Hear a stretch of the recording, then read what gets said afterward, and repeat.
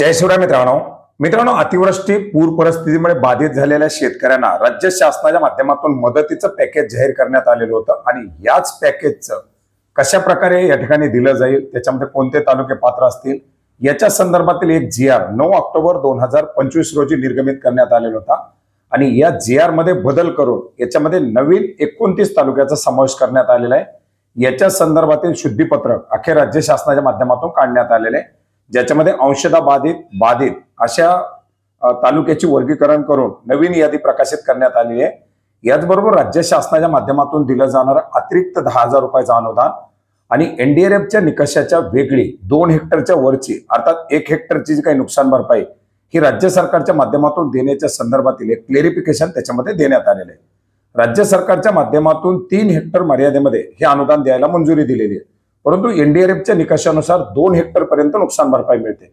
त्याच्यामुळे वरील 1 हेक्टरचं जे काही नुकसान असणार आहे, भरपाई असणार आहे, ही राज्य सरकारच्या माध्यमातून दिली जाणार आहे आणि प्रति हेक्टर 10,000 रुपयाचं रब्बीसाठीचं अनुदान हे देखील राज्य सरकारच्या माध्यमातून देण्यात आलेले आहे आणि नवीन 29 तालुके याच्यामध्ये समाविष्ट करण्यात आलेले आहेत। याच्या संदर्भातील 2 GR आपण पाहू शकता 10 ऑक्टोबर 2025 रोजी घेण्यात आलेले आहेत।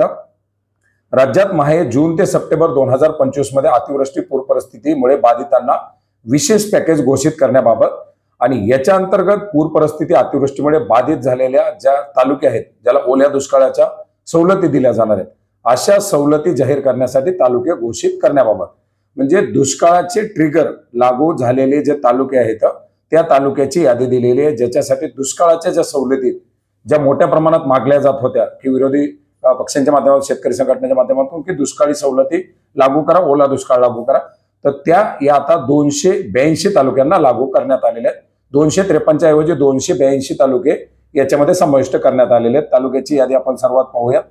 याच्यामध्ये आपण पाहू शकता जी काही पूर्वी तालुक्याची यादी जाहीर करण्यात आलेली होती त्याच्यामध्ये बायफर्केशन करण्यात आलेले 2 प्रकारामध्ये, एक तर बाधित तालुके आणि अंशतः बाधित तालुके। याच्यामध्ये पालघर मधील 4, नाशिक जिल्ह्यातील 15, याच्यामध्ये 15 मध्ये 3 अंशतः बाधित आणि 12 पूर्णपणे बाधित। धुळे जिल्ह्यातील 3 तालुक्याचा समावेश करण्यात आलेला आहे अंशतः बाधित मध्ये। धुळे जिल्ह्यातील एकही तालुका याच्यामध्ये समावेश नव्हता, 3 तालुके याच्यामध्ये समाविष्ट करण्यात आलेले आहेत। जळगाव जिल्ह्यातील 13 पूर्णतः बाधित तालुके आहेत। अहिल्यानगर मधील 3 तालुके हे अंशतः बाधित आणि 11 तालुके पूर्ण बाधित, 3 तालुक्याचा नव्याने याच्यामध्ये समावेश करण्यात आलेला आहे। पुणे जिल्ह्यातील 2 तालुक्याचा हवेली आणि इंदापूर या तालुक्याचा अंशतः बाधित मध्ये समावेश करण्यात आलेला आहे। सोलापूर मधील 11 पूर्ण बाधित, सांगली जिल्ह्यामधील 1 अंशतः बाधित आणि 9 पूर्ण बाधित, सातारा जिल्ह्यामधील साधारणपणे 5 तालुके हे अंशतः बाधित आणि 3 तालुके पूर्णतः बाधित। पूर्वी फक्त 3च तालुक्याचा समावेश करण्यात आलेला होता। कोल्हापूरमधील 8 तालुके ज्याच्यामध्ये 3 तालुके अंशतः बाधित मध्ये समाविष्ट करण्यात आलेले आहेत। छत्रपती संभाजीनगर जिल्ह्यातील 9, जालना जिल्ह्यातील 8 तालुके, बीड जिल्ह्यातील 11 तालुके, लातूर जिल्ह्यातील 10 तालुके, धाराशिव मधील 8 तालुके, नांदेड जिल्ह्यामधील सर्वच्या सर्व तालुके ज्याच्यामध्ये 16 तालुक्याचा याच्यामध्ये समावेश करण्यात आलेला आहे। नांदेड जिल्ह्यातील एकही तालुका याच्यामध्ये दाखवला जात नव्हता आणि त्याच्यामुळे बरेच सारे संभ्रम निर्माण झालेले होते, तर नांदेड जिल्ह्यातील 16 तालुक्याचा पूर्णतः बाधित मध्ये समावेश करण्यात आलेला आहे। परभणी जिल्ह्यातील 9, हिंगोली जिल्ह्यातील 5, नांदुरा आणि संग्रामपूर बुलढाणा जिल्ह्यामधून अंशतः बाधित मध्ये समावेश करण्यात आलेले आहेत आणि उर्वरित 11 तालुके हे पूर्णतः बाधित मध्ये घेण्यात आलेले आहेत। बुलढाण्यामध्ये सुद्धा एक मोठ्या प्रमाणात संघर्ष निर्माण झालेला होता। अमरावती जिल्ह्यातील 14 तालुके, अकोला जिल्ह्यातील 7 तालुक्याचा याच्यामध्ये समावेश करण्यात आलेला आहे। वाशिम जिल्ह्यामधील 6 तालुके, यवतमाळ जिल्ह्यामधील 16 तालुके याच्यामध्ये यवतमाळ जिल्ह्यामधील घेण्यात आलेले आहेत। वर्धा जिल्ह्यातील 8, नागपूर जिल्ह्यातील 13, भंडारा जिल्ह्यातील 7, गोंदिया जिल्ह्यातील अंशतः बाधित 7 आणि 1 पूर्णतः बाधित, चंद्रपूर जिल्ह्यामधील 14 तालुके, गडचिरोली जिल्ह्यामधील 2 अंशतः बाधित आणि 12 पूर्णतः बाधित तालुके, अशा प्रकारे एकूण 31 अंशतः बाधित, 251 पूर्ण बाधित आणि एकूण 282 तालुके हे या ठिकाणी याच्यामध्ये समावेश करण्यात आले। अंशतः बाधित तालुक्यामध्ये प्रत्यक्ष बाधित मंडळ सवलतीला पात्र राहणार आहे। आता हे जे काही पूर्णतः बाधित तालुके आहेत याला पूर्ण सवलती लागू होतील, मात्र अंशतः बाधित तालुके जे असेल त्याच्यामध्ये जी काही महसूल मंडळं या ठिकाणी निवडली जातील, जी महसूल मंडळं बाधित आहेत अशा महसूल मंडळाला त्या सवलती लागू राहणार आहेत।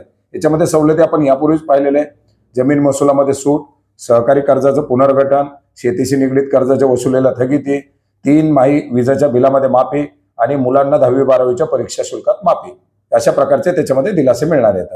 आता याच्या व्यतिरिक्त जो दुसरा जी आर घेण्यात आलेला आहे त्याच्यामध्ये हे जे काही मदतीचं पॅकेज आहे त्याच्यामध्ये क्लेरिफिकेशन देण्यात आलेले आहे की राज्य सरकार किती मदत देणार आहे, एनडीआरएफ एसडीआरएफ मधून किती मदत दिली जाणार आहे. मदतीचे दर आपण यापूर्वीच पाहिलेले आहेत. याच्यामध्ये 2 हेक्टर पर्यंत राज्य सरकारकडून आणि वरील 1 हेक्टरची मदत राज्य सरकारच्या विशेष या पॅकेजमधून दिली जाणार आहे. म्हणजे एनडीआरएफ एसडीआरएफ व्यतिरिक्त ही मदत दिली जाणार. आणि रब्बी हंगामासाठी 10,000 रुपये. बरेच जण म्हणत होते राज्य सरकारनं घोषणा केली परंतु 10,000चा याच्यात उल्लेख नाही. कृषी विभागाच्या माध्यमातून दिल्या जाणाऱ्या अनुदानामध्ये 10,000 रुपयाचा सेपरेट उल्लेख आहे.